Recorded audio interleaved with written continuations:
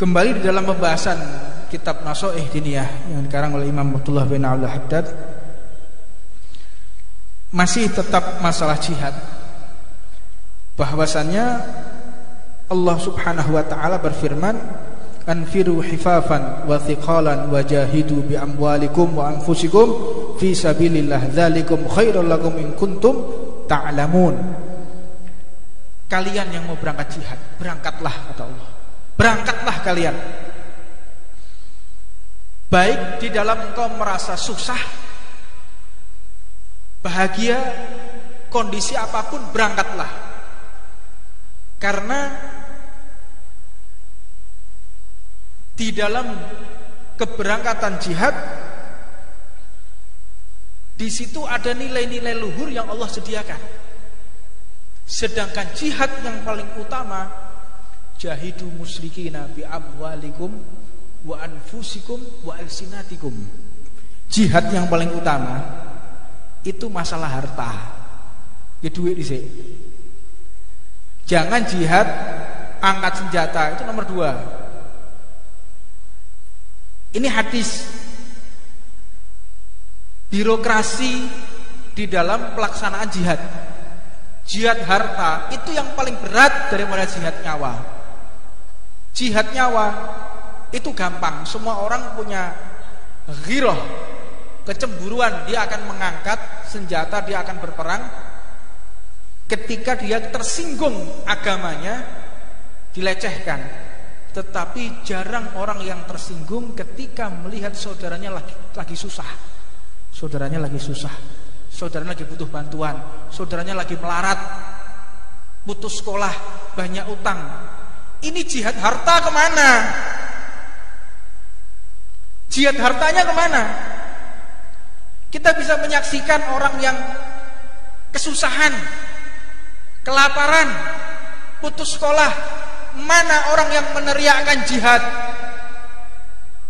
Jihad harta lebih penting ini daripada jihad nyawa. Kita bisa berangkat ke Jakarta, mohon maaf, berangkat ke Jakarta, demo, boleh engkau laksanakan, bagus engkau laksanakan untuk li'la kalimatillah. Tapi setelah engkau jihad harta di sekelilingmu dulu.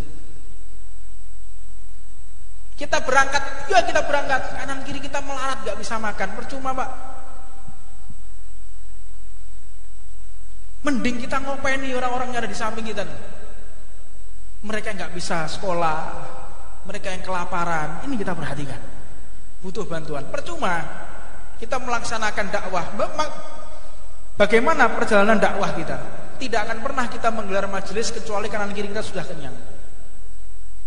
Berapa kali kita menggagalkan majelis karena kita melihat kanan kiri kita masih banyak orang yang lapar. Nah, setiap panitia datang ke tempat kita, Syuf, Pak, sampean lihat dulu, ada orang fakir yang bisa dibantu apa enggak? Kalau masih ada orang fakir yang harus kita bantu, maka gagalkan majelis ini, dananya panjenengan ambil lagi, kita tambahi lagi, kita urunan untuk menenteramkan masyarakat yang ada di keliling kita. Ini yang terpenting, jihad yang seperti ini. Dan ini dakwah yang paling dibutuhkan di saat-saat seperti ini. Dakwah yang paling bisa diterima di zaman ini, qala Allah Ta'ala, qala Allah Ta'ala, qala Rasul. Semua orang bisa itu Pak. Qala Rasulullah, ini halal, ini haram, semua orang bisa seperti itu. Yang paling gak bisa, yang paling sulit, ini loh. Ini dakwah yang dibutuhkan zaman ini.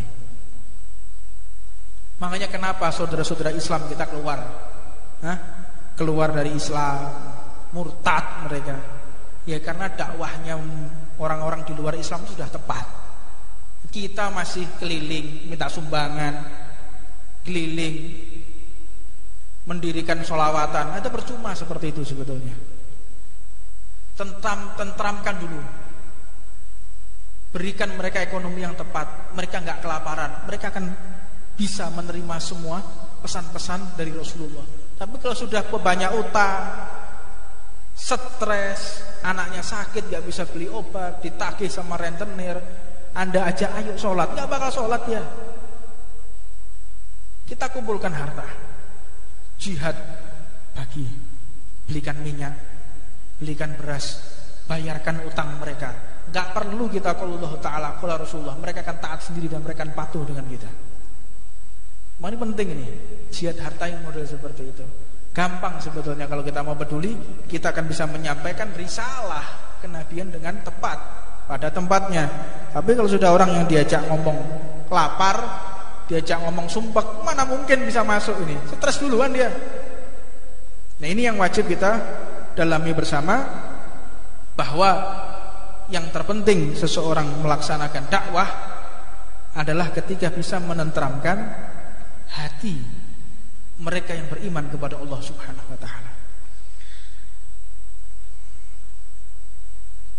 Udzina lil ladzina yuqatiluna bi annahum zalimun wa innallaha ala nasrihim laqadirun.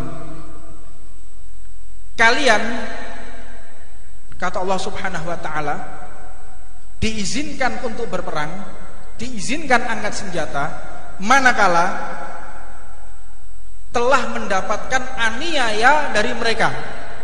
Boleh angkat senjata.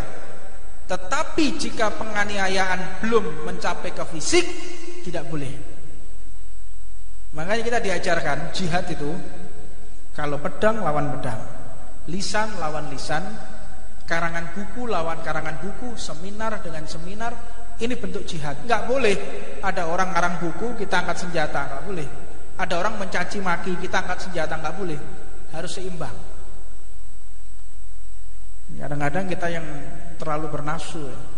Begitu diajak angkat senjata, itu bukan pada tempatnya. Kita diajarkan oleh guru-guru kita untuk benar-benar menghindari bentrok secara fisik. Dan ini penting kajian seperti ini. Apa sebab?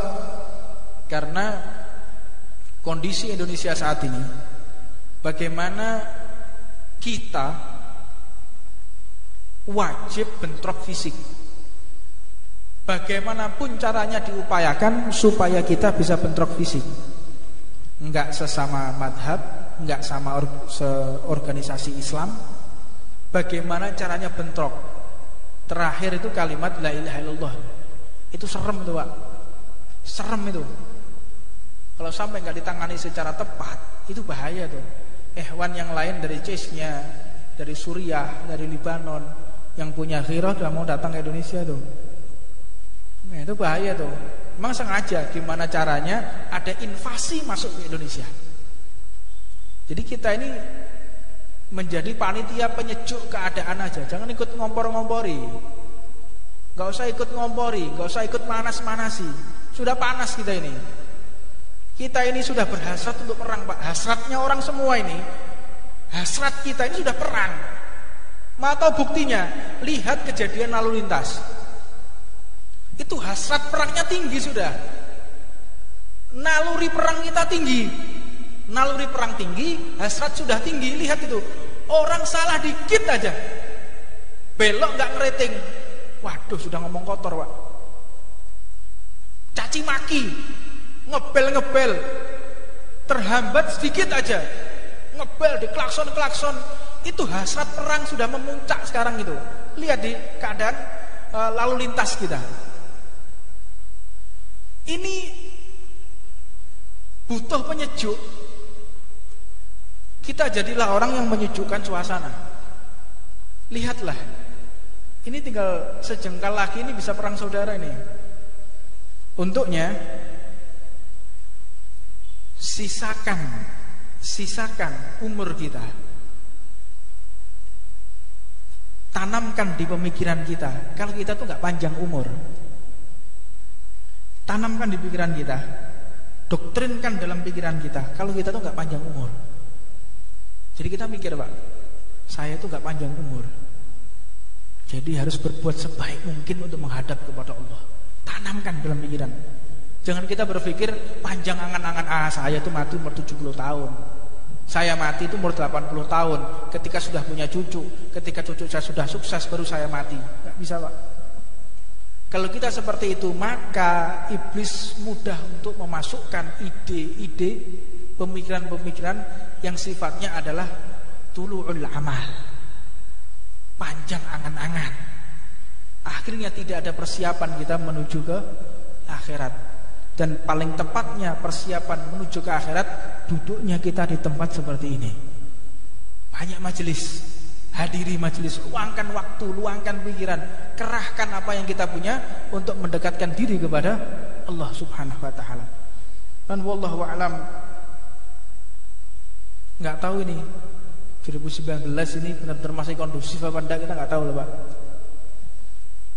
Pikirkan baik-baik. Mumpung kita masih bisa sholat, mumpung kita masih bisa majelis taklim, manfaatkan waktu yang benar-benar ada saat ini. Sisakan waktu yang benar-benar membuat kita bisa dekat kepada Allah Subhanahu wa taala. Yakin, tanamkan dalam jiwa, saya sudah tidak ada kesempatan lain, mungkin besok saya akan mati. Mungkin saya besok sudah tidak kondusif lagi. Jadi semangat kita datang di dalam majelis itu ada. Dan ketika kita duduk di dalam majelis, maka kita pun tidak menyia-nyiakan, gak belayang, gak lambiar. Yang penting saya duduk mengalami berkah iman. Mudah-mudahan Allah Subhanahu wa taala membantu segala kebutuhan kita di dunia sampai di akhirat, dan mudah-mudahan Allah senantiasa memberikan asar, dampak di majelis ini dengan sebaik-baiknya dampak, sehingga kita keluar dari tempat ini tiada lain hanya cinta kepada Allah dan Rasulnya, kepentingan dunia, cinta dunia, sifat-sifat ujub, sifat-sifat iri dengki dihapus oleh Allah Subhanahu wa taala dan digantikan dengan mahabbah kepada Nabi Muhammad sallallahu alaihi wasallam. Wa qala Rasulullah sallallahu alaihi wasallam, jahidul musyrikin bi amwalikum wa anfusikum wa alsinatikum. Jihadlah engkau melawan orang-orang musyrik, melawan kesyirikan dengan harta, seperti yang panjang lebar saya jelaskan. Yang kedua, wa anfusikum, dengan jiwa kita. Kalau sudah harta, biaya, semuanya sudah, baru diperkenankan menggunakan senjata.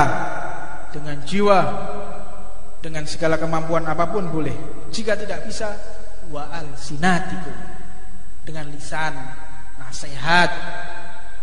Jangan kita cuek. Yang penting bukan keluarga saya kok, bukan saudara saya kok.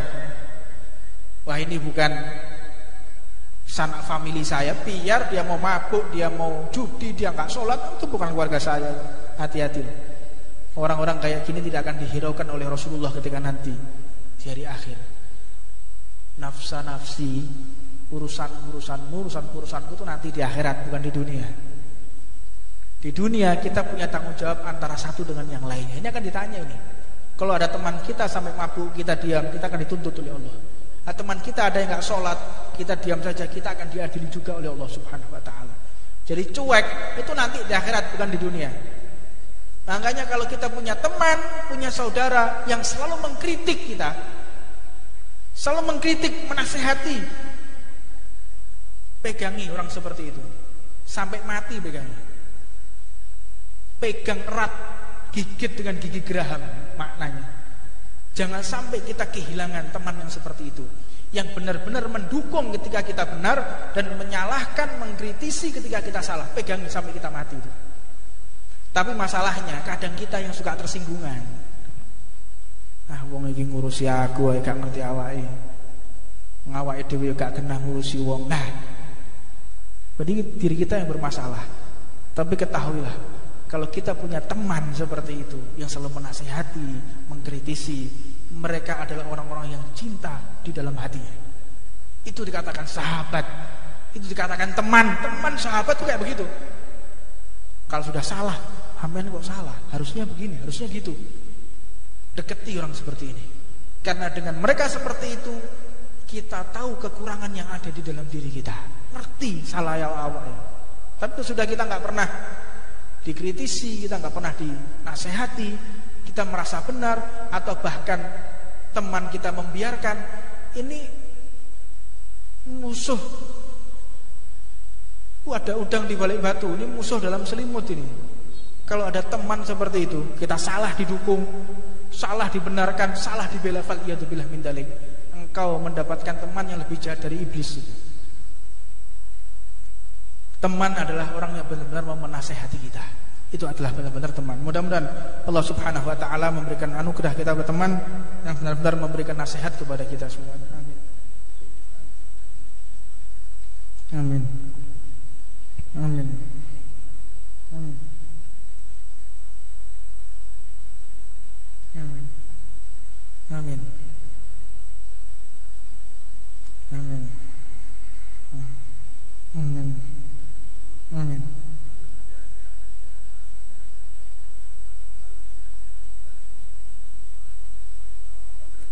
Allahumma shalli wa sallim ala Muhammad. Fatihah.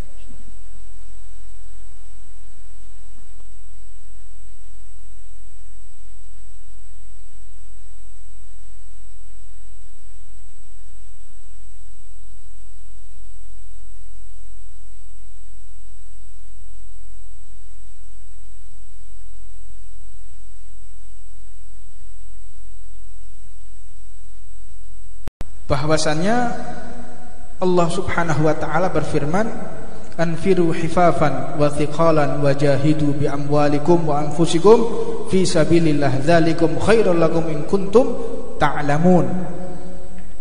Kalian yang mau berangkat jihad, berangkatlah kata Allah. Berangkatlah kalian.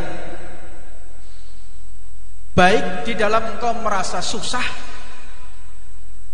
bahagia, kondisi apapun, berangkatlah. Karena di dalam keberangkatan jihad, di situ ada nilai-nilai luhur yang Allah sediakan. Sedangkan jihad yang paling utama, jahidu musyrikina bi amwalikum wa anfusikum wa alsinatikum. Jihad yang paling utama itu masalah harta. Ya duit dhisik. Jangan jihad angkat senjata, itu nomor 2. Ini hadis.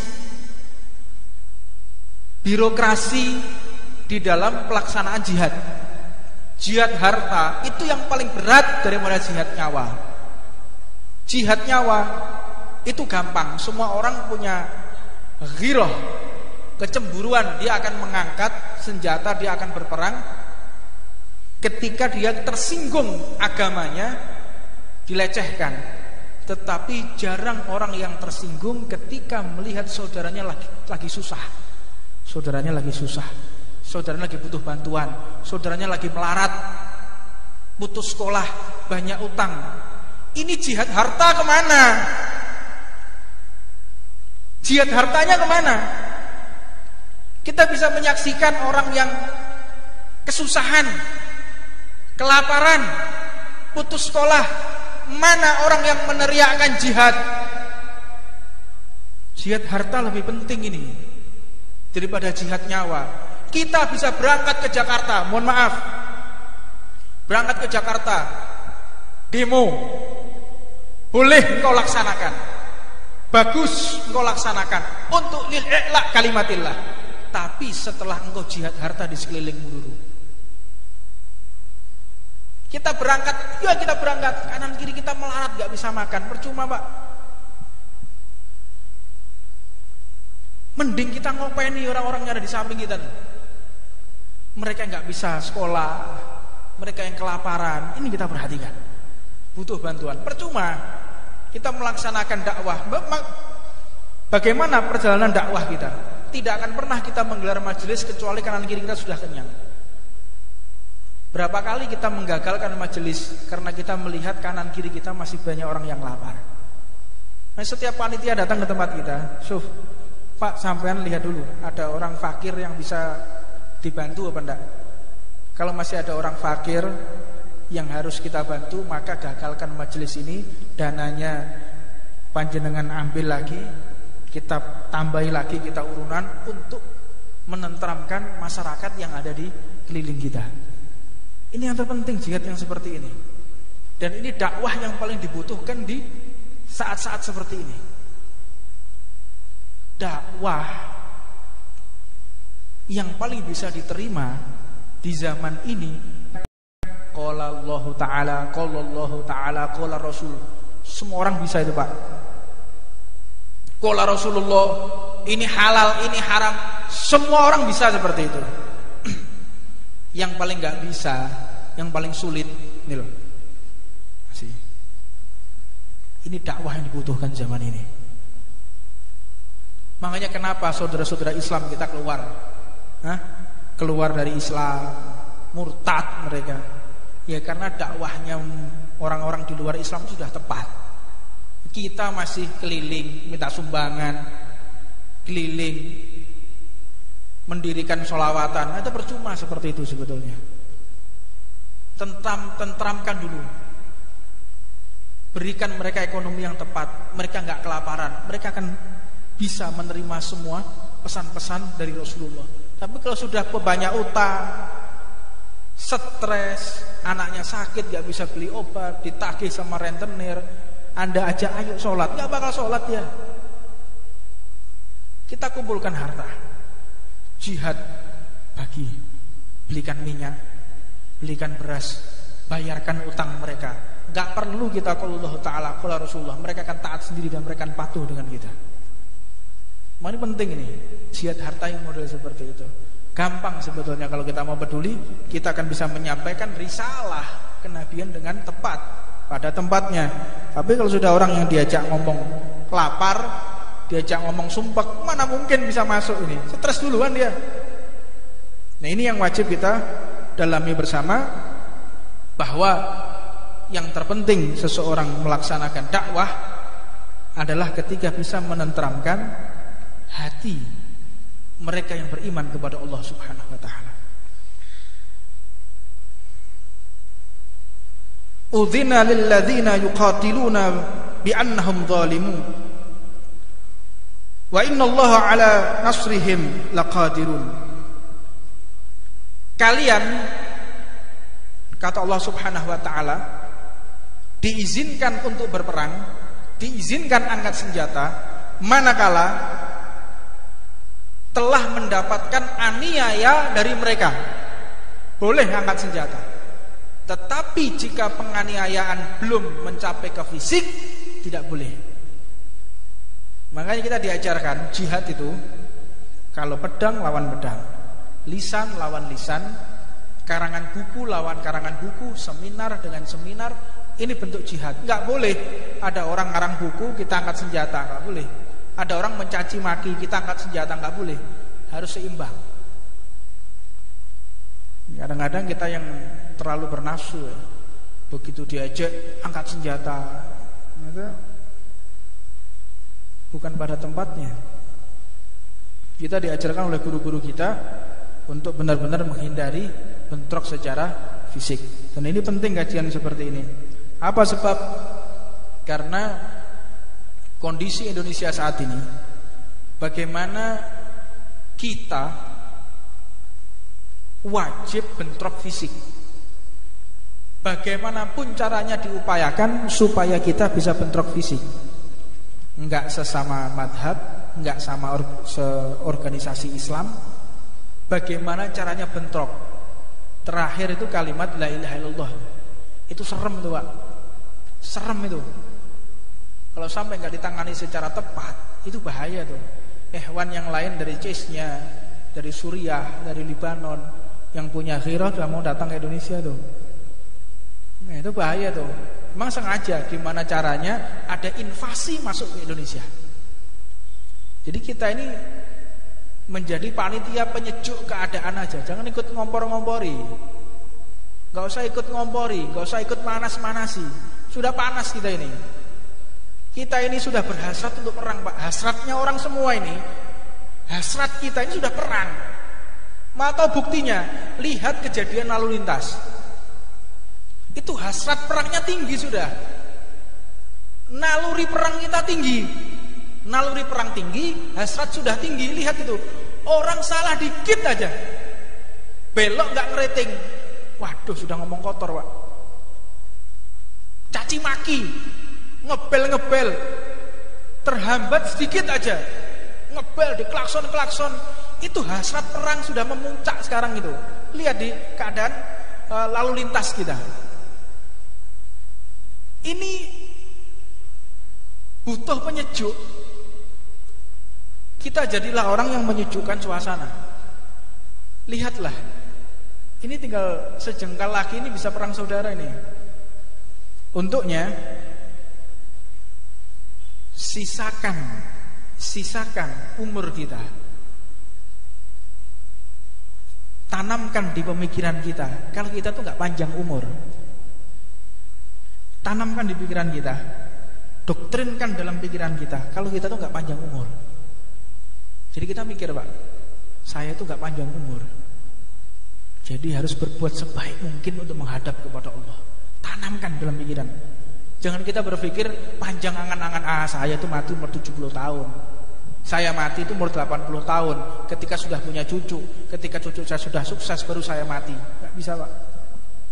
Kalau kita seperti itu, maka iblis mudah untuk memasukkan ide-ide, pemikiran-pemikiran yang sifatnya adalah tulu'ul amal, panjang angan-angan.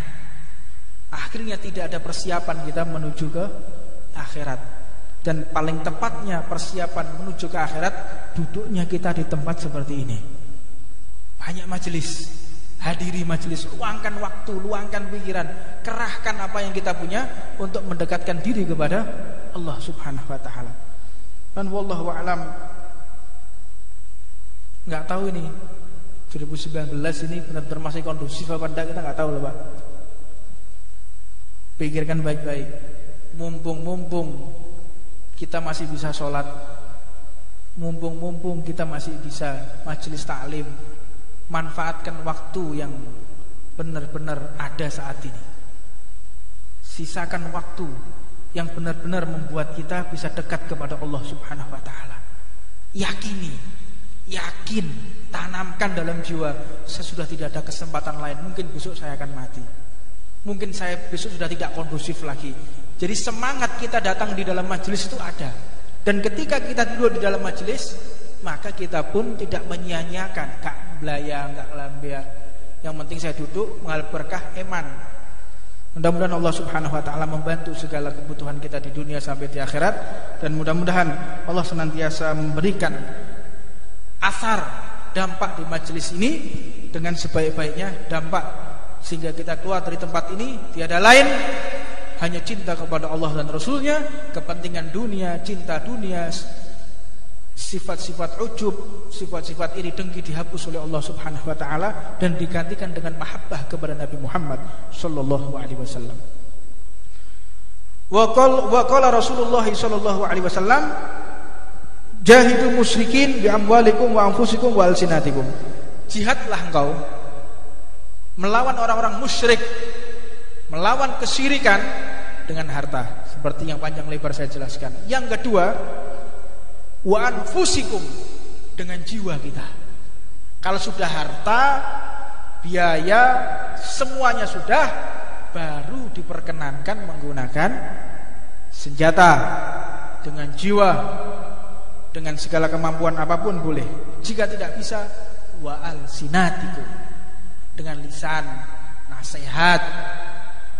Jangan kita cuek. Yang penting bukan keluarga saya kok, bukan saudara saya kok.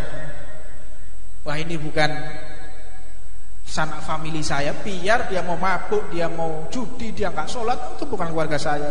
Hati-hati. Orang-orang kayak gini tidak akan dihiraukan oleh Rasulullah ketika nanti di hari akhir.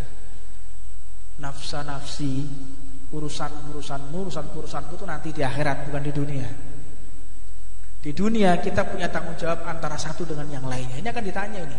Kalau ada teman kita sampai mabuk, kita diam, kita akan dituntut oleh Allah. Nah, teman kita ada yang nggak sholat, kita diam saja, kita akan diadili juga oleh Allah Subhanahu wa taala. Jadi cuek itu nanti di akhirat, bukan di dunia.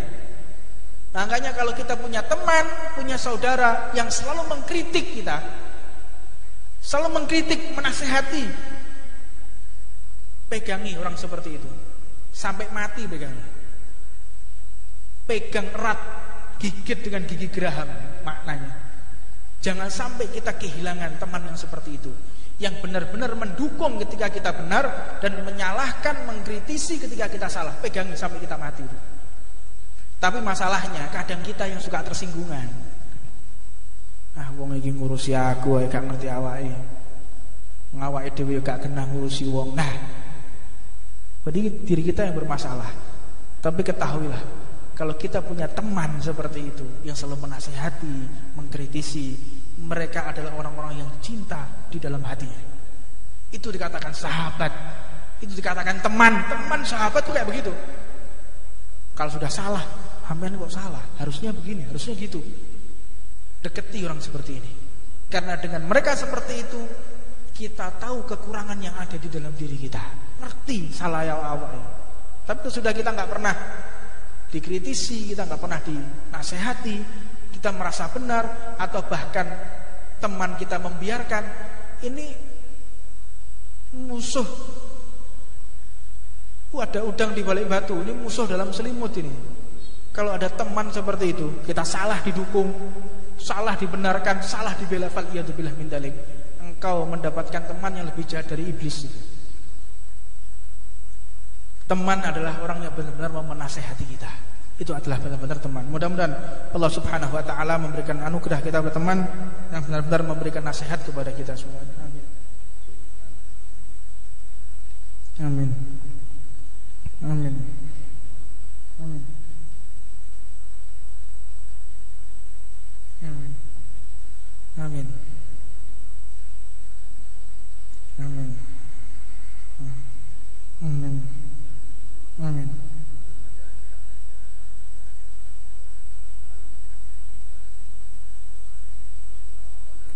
Allahumma shalli wa sallim ala Muhammad. Fatihah.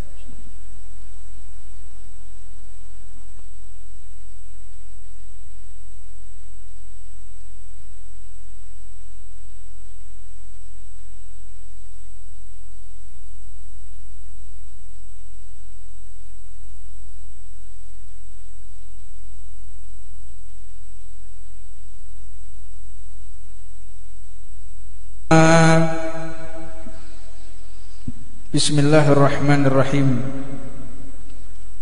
Alhamdulillahi rabbil alamin. Wassalatu wassalamu ala asrafil anbiya'i wal mursalin sayyidina wa habibina wa syafi'ina wa nura qulubina Muhammadin wa ala alihi wa sahbihi wa man tabi'ahu bi ihsanin ila yaumiddin. Subhanaka la ilma lana ma 'allamtana innaka 'alimul hakim. Rabbi shrah li sadri wa yassir li amri wahlul 'uqdatam min lisani yafqahu qawli. Assalamualaikum warahmatullahi wabarakatuh. Alhamdulillah, kita haturkan rasa syukur kita kepada Allah Subhanahu wa taala yang telah memberikan kita kesempatan untuk menuntut ilmunya Nabi Muhammad sallallahu alaihi wasallam. Maka inilah puncak kesuksesan kita. Manakala kita bisa taat kepada Allah, manakala kita bisa setia kepada baginda Nabi, dan manakala kita mendapatkan kesempatan menuntut ilmu, ini adalah puncak kesuksesan kehidupan kita. Salah jika seseorang berpikir puncak kesuksesan itu ketika melimpahnya harta.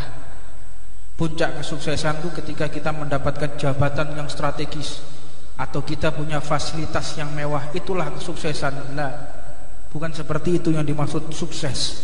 Sukses yang benar-benar sukses apabila di dalam kehidupan kita setia kepada Allah, taat untuk menegakkan sunnah-sunnah Nabi Muhammad dan menutup usia dengan husnul khatimah. Itulah adalah suksesnya kita di dunia. Tapi percuma jika seseorang di dunia hanya menimbun harta, mencari kekuasaan, untuk mencari fasilitas mewah, tetapi pada akhirnya dia mati dalam keadaan su'ul khatimah, faliyadzubillah min dzalik. Maka memohonlah kepada Allah untuk senantiasa diberikan kesempatan sebagaimana Allah memberikan kesempatan pada kita seperti pada malam hari ini. Mudah-mudahan dengan sisa nafas yang Allah berikan kepada kita, sisa umur yang Allah titipkan kepada kita, senantiasa kita gunakan untuk taat kepada Allah Subhanahu wa taala. penting diketahui bahwa selain kita menuntut ilmu, kita wajib untuk memperbaiki daripada akhlak dan perangai kita. Banyak seseorang memiliki ilmu tetapi tidak diiringi dengan akhlak. Ini zaman ini.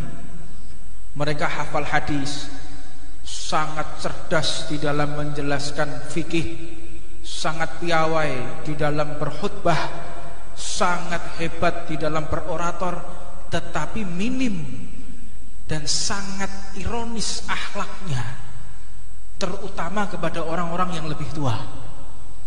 Ini wajib kita laksanakan manakala kita menuntut ilmu Nabi Muhammad.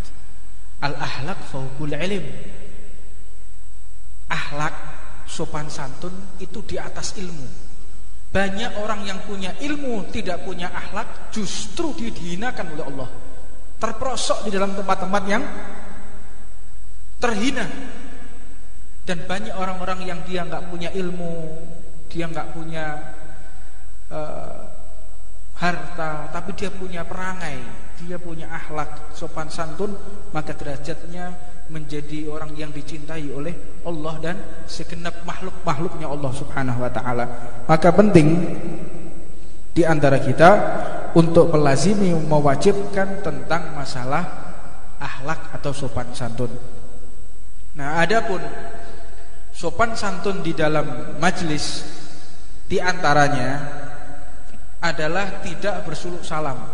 Di ketika kita masuk dalam majelis, kita nggak usah mengucapkan assalamualaikum sehingga mengganggu daripada konsentrasi orang yang ada di dalam majelis.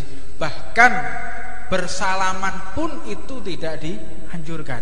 Jadi begitu datang salaman kanan kiri depan belakang, ini tidak dianjurkan di dalam majelis karena sopan santun tersebut tidak pada tempatnya. Akhlak tersebut tidak pada tempatnya. Nanti di setelah majelis baru kita bersalaman, tegur sapa. Apa sebab? Tidak ada yang lebih penting daripada mendengarkan ilmunya Nabi Muhammad SAW. Untuknya, kenapa sih sholat sunnah dipercepat ketika khutbah sudah dimulai? Khutbah sudah dimulai, sholat itu menghadap kepada Allah. Apakah ada yang lebih penting dari menghadap kepada Allah? Enggak ada. Tapi disunahkan, disarankan untuk mempercepat sholat mendengarkan ilmunya Nabi Muhammad SAW. Hanya wajib-wajibnya saja yang dikerjakan. Apa wajibnya sholat? Takbiratul ihram, qiraatul basmalah bil fatihah. Nanti ada tasdid-tasdidnya Fatihah, ada berapa disebutkan. Nanti mengucapkan bahkan dikatakan dalam kitabnya Bughyah itu tidak kita disunahkan membaca surat pendek. Surat pendek pun gak usah. Jadi cuman baca Fatihah, setelah itu ruku baca sekali saja, i'tidal baca sekali saja, sujud dan duduk di antara dua sujud lagi, itu secepatnya demi mendengarkan ilmu dan pesan Nabi Muhammad SAW. Makanya penting sekali seseorang memahami di mana letak dia melaksanakan kebaikan. Kebaikan itu menjadi bagus, kebaikan itu menjadi mulia manakala bisa menempatkan pada tempatnya. Tapi kalau sebuah kebaikan nggak bisa ditempatkan pada tempatnya, maka justru akan membuat suatu yang celaka. Nah, begitu juga tentang masalah kita berpakaian. Ketika kita berpakaian, ini sangat penting sekali, terutama ketika kita sholat. Kalau kita sholat berpakaian apa adanya, pakai baju sembarangan, kadang pakai celana yang tidak memperhatikan, sesungguhnya itulah kedudukan kita di hadapan Allah. Ketika kita berpakaian yang bagus, pakai parfum, pakai dupa, mempersiapkan mau bertemu dengan Allah, itu adalah wujud kedudukan kita di hadapan Allah. Tapi kalau sudah kita sholat di sembarang tempat, kita sholat dengan pakaian apa adanya, bukan kita yang mengatur semua itu, tetapi Allah yang telah membuat kita bisa bergerak. Makanya kalau kita mau tahu kedudukan kita di sebelah mana di hadapan Allah, lihatlah ketika kita sholat. Kalau pakaian kita rapi, sholatnya di shaf pertama, itulah tempat kita, makom kita di hadapan Allah. Makanya kalau ada orang sholat, bajunya sembarangan, tempatnya sembarangan, waktunya seenaknya, ya memang engkau di situ tempatmu. Engkau tidak ada harganya di hadapan Allah Subhanahu wa taala.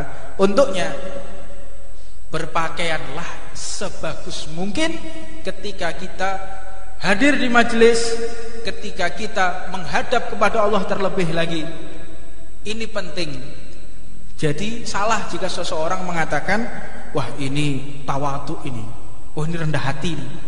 Dia nggak pernah pakai imamah dia nggak pernah pakai surban, dia nggak pernah pakai jubah. Tawadhu, salah tempat mas. Tawadhu itu bukan di zahir tapi di dalam hati. Mana ada orang yang tahu ini tawadhu, ini enggak. Mana ada yang tahu? Malaikat Raqib sama Atid enggak tahu. Munkar Nakir tanya enggak tahu. Kapan ini ikhlas, kapan ini sombong, kapan ini tawadhu, kapan ini pamer, kapan ini ujub, enggak ada yang tahu. An-nasu yahkum bidzahir wasir ilallah. Manusia itu cuma hukum zahirnya saja. Tapi masalah batin itu hukumnya Allah. Jangan kita menjadi Allah, jangan kita menjadi Tuhan. Yang kadang kita menilai seseorang itu dengan sampai ke dalam batin-batinnya juga. Wah, ini orang ini kayaknya sok ini. Wah, orang ini kayaknya ini sombong ini. Tahu dari mana kita? Tidak ada yang tahu. Kita diajarkan oleh salaf kita, para leluhur kita, para habaib itu ya. Mereka itu mengajarkan kepada kita husnudzon, berprasangka baik walaupun kepada hewan sekalipun. Bayangkan coba. Mereka itu husnudzonnya, berprasangka baiknya bukan hanya kepada manusia, hewan loh. Ada hewan husnudzon.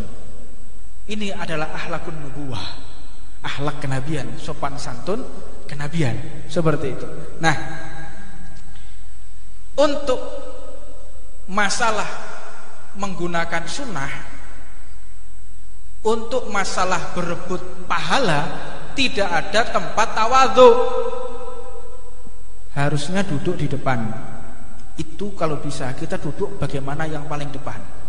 Duduk paling depan, shaf pertama. Tapi kita harus tahu diri. Kita harus tahu diri. Kalau menjadi imam harus faqih dia. Fikihnya mantap, tafaquh fiddin. Makhraj hurufnya harus bagus. Bagaimana idgham bi gunnahnya, idgham bila gunnahnya, tasdidnya bagus, tartilnya bagus, dia berhak menjadi imam. Sebab salah satu yang tidak mengesahkan orang yang menjadi imam, apabila makmumnya fasih, imamnya enggak fasih. Ini enggak sah ini nanti. Ini bahaya ini. Kalau ada imam sholat rawatib, sholat wajib, lalu bacaannya enggak kena, alhamdulillahirabbil alamin gitu. Sedangkan makmumnya hurufnya bagus, ini enggak sah ini makmumnya. Makanya kategori imam itu wajib orang yang pertama untuk pembacaan hurufnya harus bagus. Jangan pelat. Kalau pelat enggak boleh. Imamnya pelat, makmumnya enggak pelat, enggak sah makmumnya. Makanya harus benar-benar menjadi imam yang tepat. Diseleksi, orang menjadi imam itu diseleksi, Pak. Yang pertama, bacaan Qur'annya bagus, dia seorang faqih. Kalau sudah orang menjadi imam, semuanya faqih. Contoh ya, di dalam kitabnya Busrul Karim, Syarah Busrul Karim, Muqaddimah Hadramiyah, itu dijelaskan orang kalau jadi imam, yang pertama dia harus ngerti Quran, ditafsir dia, bisa menghayati. Dua, dia faqih dia ngerti, tafaquh fidinnya mantap, ngerti dia. Yang ketiga, pakaiannya putih-putih. Jadi orang kalau sudah tafsirnya bagus, Qurannya bagus, semua makmumnya juga bagus, maka kriteria kedua, mana yang paling faqih? Semuanya faqih. Yang ketiga yang dilihat adalah pakaian. Mana pakaian yang paling banyak menggunakan pakaian yang berwarna putih? Semuanya pakai baju putih. Apanya lagi? Warna kulitnya, Pak. Warna kulit itu penting juga. Sampai segitunya. Jadi kriteria orang menjadi imam itu ada. Jadi nggak langsung orang jadi imam, siapa imamnya ini? Nah, ini daripada kita berbicara tentang masalah kaidah fikih ya. Di dalam kaidah fikihnya seperti itu tatanannya. Nah, kenapa dikatakan ini penting? Karena nahkoda, seorang nahkoda ketika akan berlayar, kalau nahkodanya parah, akhirnya makmumnya entah kemana, penumpangnya entah kemana. Tapi kalau seseorang melaksanakan sebuah pelayaran, nahkodanya bagus, makmumnya nggak jelas, tetap selamat. Tetapi ada pula yang menyatakan jika imamnya nggak pas, makmumnya ada salah satu yang bagus, maka diterima tetap sholat jamaah tadi. Ini fadilah sholat jamaah ya. Kalau ada orang sholat berjamaah, imamnya nggak sah, dilihat makmumnya tadi ada yang sah apa enggak? Ada yang sah, maka diambil dari yang sah oleh Allah, semuanya diterima. Makmumnya nggak ada yang sah cuman imamnya. Makmum dan imam tetap diterima oleh Allah Subhanahu wa taala. Imamnya nggak sah, makmumnya nggak sah, tetap diterima oleh Allah. Karena apa? Sudah berupaya berkumpul untuk sholat berjamaah. Sampai segitunya fadilah seseorang yang sholat berjamaah. Nah,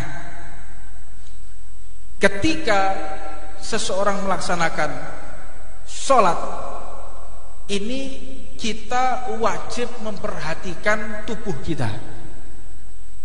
Kadang-kadang ada orang yang sholat, inna sholata tanha anil fakhsya'i wal munkar. Sholat itu mencegah dari perbuatan keji dan mungkar. Tapi ada orang yang sholat 5 waktu tetap saja berbuat keji dan mungkar.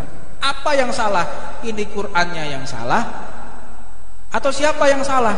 Sudah sholat 5 waktu, tetap yang salah adalah individunya, bukan daripada ayat Qur'annya. Cari aja, seleksi. Gimana wudhunya? Wudhunya sudah bagus. Sholatnya sudah bagus. Lihat bagaimana cara dia mencuci pakaian. Pakaiannya mungkin tidak sesuai dengan fikih, caranya masih ada yang najis. Ini pengaruh Pak, penerimaan sholat. Dan pengaruh di dalam memperbaiki psikologis manusia di dalam melaksanakan sholat. Kehusukan juga berpengaruh. Cara cucinya betul, cara sholatnya betul, cara wudhunya betul, semuanya betul. Cari lagi bagaimana cara kita membeli pakaian, sudah halal atau belum. Itu juga pengaruh. Makanya dalam kitabnya Risalatul Jami'ah, hendaknya kita menggunakan bisatirin mubahin, dengan penutup yang mubah. Maknanya bukan dari penghasilan yang haram. Kalau sudah berpenghasilan yang haram, mana mungkin kita akan khusyuk? Mana mungkin kita akan benar-benar hadir hati dan badan kita? Nggak bisa, tertolak. Dan yang menyebabkan ayat ini nggak berfungsi adalah kesalahan ada di dalam diri kita, bukan kepada di dalam ayat Allah Subhanahu wa ta'ala. Tentunya jika kita sudah menggunakan pakaiannya Rasulullah, itu wajib kita jaga kehormatannya. Jangan kita pakai sarung, pakai surban, terus ngakak-ngakak. Anda menggores kemuliaan surban dan sarung. Kalau sudah kita menggunakan pakaian yang bagus, gunakan pula akhlak yang mulia. Terutama saya sampaikan, saya seringkali melihat di masjid ini setelah selesai taklim kalian ngobrol sendiri di masjid. Saya tidak ridho itu terjadi. Kalian mau ngobrol silahkan keluar dari tempat ini. Terutama sekarang ada nisa di situ. Saya nggak mau ada laki-laki ada di situ bercampur sama perempuan di sini. Ya wailah gitu. Kalau sampai saya lihat lagi ada orang ngobrol yang bukan muhrimnya dalam masjid, tak gampar nanti ketemu sama anak.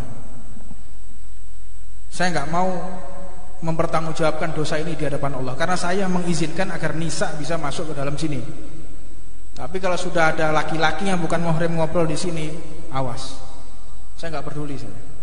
Jadi mohon dijaga bersama kesucian masjid ini, karena masjid ini dibangun oleh para aulia Allah. Ini masjid punya wali kutub ini. Sudah berapa aulia semakom Syekh Abdul Qadir Jailani menginjakkan kakinya di tempat ini? Hai Abu Bakar As-Saggaf Ghazi, di sini sholatnya dulu. Habib Soleh Tanggul, Habib Soleh bin Muhsin Al-Hamid Tanggul, nafa'anallahu bihi bi'ulumihi. Asar bekasnya aulia para wali kutub itu ada di sini. Sampean eman udah masuk ke sini dan akhirnya nanti pulang tidak bawa berkah, tambah membawa kutukan dari Allah. Sudah selesai majelis, mau ngobrol silakan keluar dulu. Jangan ngobrol di dalam masjid. Amal kita terbakar. Percuma seperti kita kerja dapat duit, setelah itu duitnya kita bakar. Sama seperti itu. Kita datang dari tempat yang jauh, kita duduk meluangkan waktu, konsentrasi, minta berkah, minta petunjuk, minta hidayah kepada Allah. Tapi akhirnya kita ngomong sendiri di masjid. Nah, ini percuma juga. Jadi mohon itu diperhatikan. Jangan sampai kita sia-sia dulu di majelis yang mulia ini. Dan berikutnya, penting diketahui bahwa soal masalah pahala, jangan kita bertawaduk. Jangan berikan kesempatan kepada orang lain. Tawaduk itu urusan dunia, Pak. Ithar, masalah makanan. Jadi kalau ada makanan, monggo Mas panjenengan dulu, monggo Mas jenengan sekecak akan riyen, monggo. Itu makanan bagi. Tapi kalau untuk soft awal tidak ada. Sahabat itu, para sahabat kalau sudah masuk waktu sholat, berebut soft pertama kan atak dulu, seperti mereka membunuh-bunuhan. Kalau sudah masuk di soft awal, mereka cepet-cepetan. Bahkan mereka ada yang menginap di masjid. Ada yang menginap di masjid demi sholat di soft pertama. Tetapi tentunya soft yang di dekatnya Rasulullah itu orang-orang khusus. Jangan kita yang nggak tahu tiba-tiba jajari. Karena kalau sampai imam ini tidak sah, yang ada di belakangnya imam yang bertanggung jawab. Kalau sampai ada imamnya sholatnya ada yang najis atau qati'us sholah, memutus sholat, maka yang di belakang imam ini yang maju ke depan menggantikan posisi imam. Jangan kita yang nggak tahu fikih duduk di belakang imam sementing Arab. Nah, ini juga nggak pas. Makanya kana fit tarim, di tarim itu biasanya di belakang imam itu ada 4 sampai 6 titik itu kosong. Untuk para fuqaha, ahli fikih betul. Nah, kita harus tahu juga, kalau kita nggak ahli fikih sudah jangan deket-deket di daerah ini. Betul. Ini khusus bagi mereka yang fikih. Nah, kalau di Tuban ini jarang sekali orang yang mengerti hal ini, kecuali mereka ahli ilmu. Tapi sayang disayang, kita kurang memperdulikan masalah sholat berjamaah di masjid. Sangat kurang kita. Termasuk Al-Fakir sendiri. Ini aib ya, aib buat kita. Aib, kejelekan yang menjijikkan. Jika kita mengerti keberkahan masjid ini, tapi kita melupakan daripada sholat berjamaah, ini menjijikkan ya. Ya, mudah-mudahan Allah mengampuni dosa-dosa kita, menutup semua keburukan kita di dunia sampai nanti di akhirat. Kembali di dalam pembahasan kitab Nasoih Diniyah yang dikarang oleh Imam Abdullah bin Al-Haddad, masih tetap masalah jihad. Bahwasannya Allah Subhanahu wa taala berfirman, anfiru hifafan wa thiqalan wajahidu bi amwalikum wa anfusikum fi sabilillah dzalikum khairul lakum in kuntum ta'lamun. Kalian yang mau berangkat jihad, berangkatlah kata Allah. Berangkatlah kalian. Baik di dalam engkau merasa susah, bahagia, kondisi apapun, berangkatlah. Karena di dalam keberangkatan jihad, di situ ada nilai-nilai luhur yang Allah sediakan. Sedangkan jihad yang paling utama, jahidu musyrikina bi amwalikum wa anfusikum wa alsinatikum. Jihad yang paling utama itu masalah harta. Ya duit dhisik. Jangan jihad angkat senjata, itu nomor 2. Ini hadis. Birokrasi di dalam pelaksanaan jihad. Jihad harta itu yang paling berat daripada jihad nyawa. Jihad nyawa itu gampang, semua orang punya ghirah, kecemburuan, dia akan mengangkat senjata, dia akan berperang. Ketika dia tersinggung agamanya, dilecehkan. Tetapi jarang orang yang tersinggung ketika melihat saudaranya lagi susah. Saudaranya lagi susah, saudaranya lagi butuh bantuan, saudaranya lagi melarat, putus sekolah, banyak utang. Ini jihad harta kemana? Jihad hartanya kemana? Kita bisa menyaksikan orang yang kesusahan, kelaparan, putus sekolah. Mana orang yang meneriakkan jihad? Jihad harta lebih penting ini daripada jihad nyawa.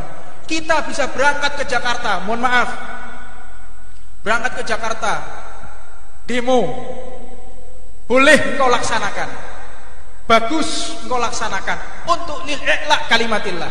Tapi setelah engkau jihad harta di sekelilingmu dulu. Kita berangkat, ya kita berangkat, kanan kiri kita melarat, gak bisa makan, percuma Pak. Mending kita ngopeni orang-orang yang ada di samping kita. Mereka nggak bisa sekolah, mereka yang kelaparan, ini kita perhatikan, butuh bantuan. Percuma kita melaksanakan dakwah. Bagaimana perjalanan dakwah kita? Tidak akan pernah kita menggelar majelis kecuali kanan kiri kita sudah kenyang. Berapa kali kita menggagalkan majelis karena kita melihat kanan kiri kita masih banyak orang yang lapar. Nah, setiap panitia datang ke tempat kita, Syuf, Pak, sampean lihat dulu, ada orang fakir yang bisa dibantu apa enggak?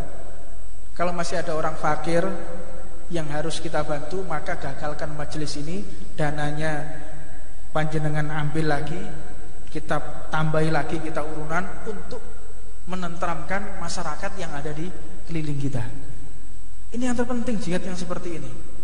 Dan ini dakwah yang paling dibutuhkan di saat-saat seperti ini. Dakwah yang paling bisa diterima di zaman ini, qala Allah Ta'ala, qala Allah Ta'ala, qala Rasul. Semua orang bisa itu Pak. Qala Rasulullah, ini halal, ini haram, semua orang bisa seperti itu. Yang paling gak bisa, yang paling sulit, ini loh. Ini dakwah yang dibutuhkan zaman ini. Makanya kenapa saudara-saudara Islam kita keluar, keluar dari Islam, murtad mereka. Ya karena dakwahnya orang-orang di luar Islam sudah tepat. Kita masih keliling minta sumbangan, keliling mendirikan sholawatan, itu percuma seperti itu sebetulnya. Tentramkan dulu, berikan mereka ekonomi yang tepat, mereka nggak kelaparan, mereka akan bisa menerima semua pesan-pesan dari Rasulullah. Tapi kalau sudah banyak utang, stres, anaknya sakit nggak bisa beli obat, ditagih sama rentenir, Anda aja ayo sholat, nggak bakal sholat ya. Kita kumpulkan harta, jihad bagi, belikan minyak, belikan beras, bayarkan utang mereka. Gak perlu kita qala Allah Ta'ala, qala Rasulullah, mereka akan taat sendiri dan mereka akan patuh dengan kita. Ini penting ini, jihad harta yang model seperti itu. Gampang sebetulnya kalau kita mau peduli, kita akan bisa menyampaikan risalah kenabian dengan tepat pada tempatnya. Tapi kalau sudah orang yang diajak ngomong lapar, diajak ngomong sumpek, mana mungkin bisa masuk ini? Stres duluan dia. Nah ini yang wajib kita dalami bersama, bahwa yang terpenting seseorang melaksanakan dakwah adalah ketika bisa menenteramkan hati mereka yang beriman kepada Allah Subhanahu wa Ta'ala.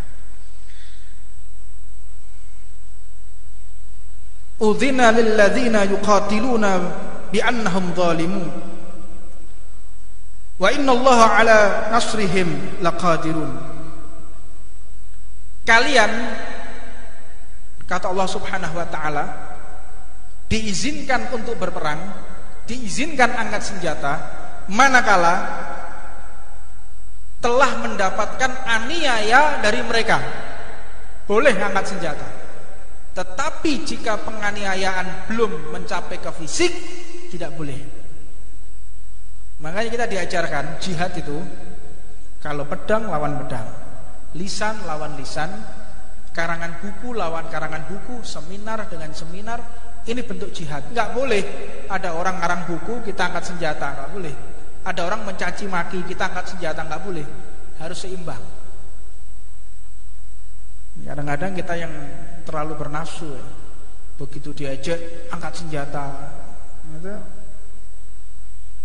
bukan pada tempatnya. Kita diajarkan oleh guru-guru kita untuk benar-benar menghindari bentrok secara fisik. Dan ini penting kajian seperti ini. Apa sebab?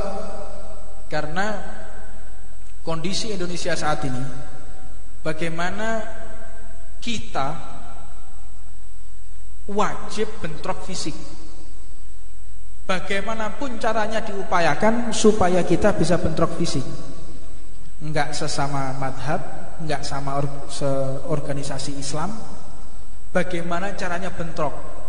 Terakhir itu kalimat la ilaha illallah. Itu serem itu, Pak. Serem itu. Kalau sampai nggak ditangani secara tepat, itu bahaya tuh. Ikhwan yang lain dari Chechnya, dari Suriah, dari Libanon, yang punya khirah sudah mau datang ke Indonesia tuh. Nah, itu bahaya tuh. Memang sengaja gimana caranya ada invasi masuk ke Indonesia. Jadi kita ini menjadi panitia penyejuk keadaan aja. Jangan ikut ngompor-ngompori. Gak usah ikut ngompori, gak usah ikut panas-manasi. Sudah panas kita ini. Kita ini sudah berhasrat untuk perang, Pak. Hasratnya orang semua ini, hasrat kita ini sudah perang. Mau tahu buktinya? Lihat kejadian lalu lintas. Itu hasrat perangnya tinggi sudah. Naluri perang kita tinggi. Naluri perang tinggi, hasrat sudah tinggi. Lihat itu. Orang salah dikit aja, belok gak ngeriting. Waduh, sudah ngomong kotor, Pak. Caci maki, ngebel-ngebel, terhambat sedikit aja, ngebel di klakson-klakson. Itu hasrat perang sudah memuncak sekarang itu. Lihat di keadaan lalu lintas kita. Ini butuh penyejuk. Kita jadilah orang yang menyejukkan suasana. Lihatlah, ini tinggal sejengkal lagi ini bisa perang saudara ini. Untuknya sisakan umur kita,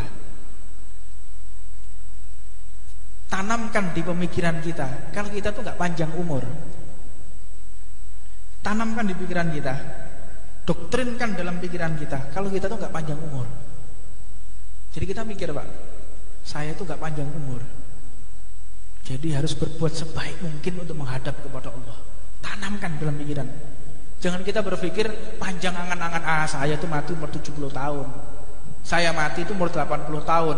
Ketika sudah punya cucu, ketika cucu saya sudah sukses baru saya mati. Gak bisa, Pak. Kalau kita seperti itu, maka iblis mudah untuk memasukkan ide-ide, pemikiran-pemikiran yang sifatnya adalah tulu'ul amal, panjang angan-angan. Akhirnya tidak ada persiapan kita menuju ke akhirat. Dan paling tepatnya persiapan menuju ke akhirat, duduknya kita di tempat seperti ini. Banyak majelis, hadiri majelis, luangkan waktu, luangkan pikiran, kerahkan apa yang kita punya untuk mendekatkan diri kepada Allah Subhanahu wa taala. Dan wallahu a'lam, enggak tahu ini 2019 ini benar-benar masih kondusif apa enggak, kita enggak tahu loh, Pak. Pikirkan baik-baik. Mumpung kita masih bisa sholat, mumpung kita masih bisa majelis taklim, manfaatkan waktu yang benar-benar ada saat ini. Sisakan waktu yang benar-benar membuat kita bisa dekat kepada Allah Subhanahu wa taala. Yakini, yakin, tanamkan dalam jiwa, saya sudah tidak ada kesempatan lain, mungkin besok saya akan mati. Mungkin saya besok sudah tidak kondusif lagi. Jadi semangat kita datang di dalam majelis itu ada. Dan ketika kita duduk di dalam majelis, maka kita pun tidak menyia-nyiakan gak belayang, gak lambia. Yang penting saya duduk mengalir berkah eman. Mudah-mudahan Allah Subhanahu wa taala membantu segala kebutuhan kita di dunia sampai di akhirat, dan mudah-mudahan Allah senantiasa memberikan asar dampak di majelis ini dengan sebaik-baiknya dampak, sehingga kita keluar dari tempat ini tiada lain hanya cinta kepada Allah dan Rasulnya, kepentingan dunia, cinta dunia, sifat-sifat ujub, sifat-sifat iri dengki dihapus oleh Allah Subhanahu wa taala dan digantikan dengan mahabbah kepada Nabi Muhammad sallallahu alaihi wasallam.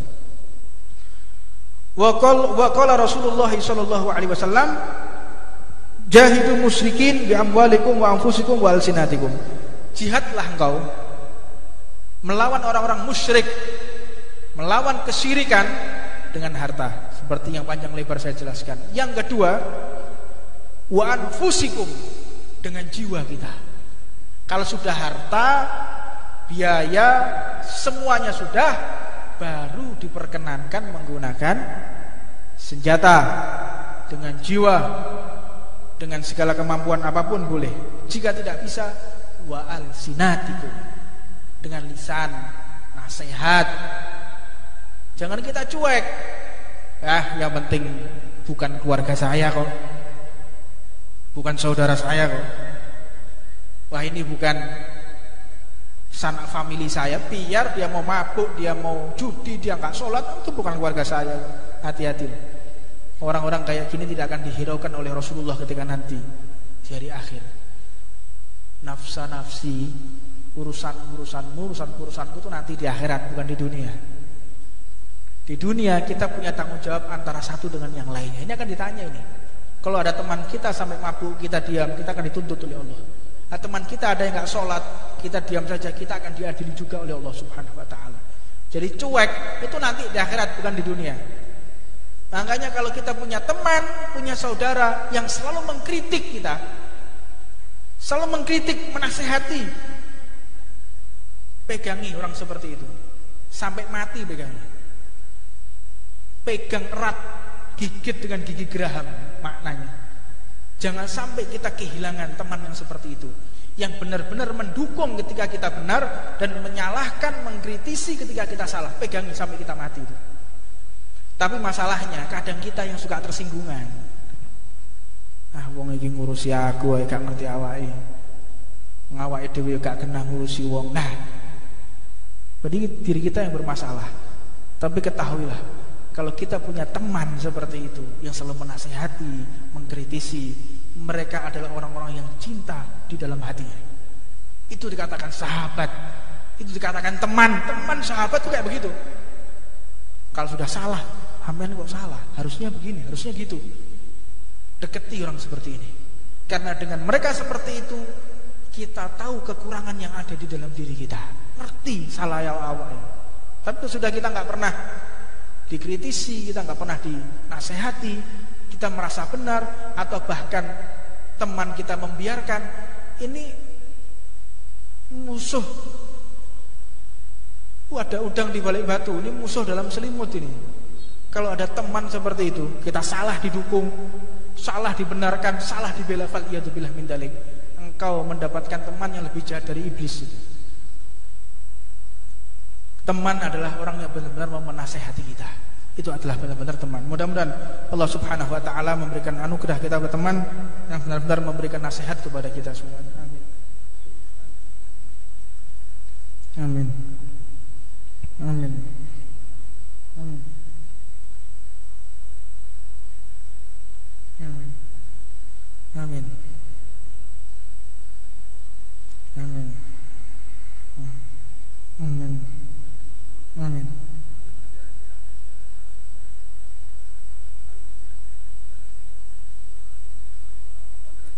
Allahumma shalli wa sallim ala Muhammad. Fatihah.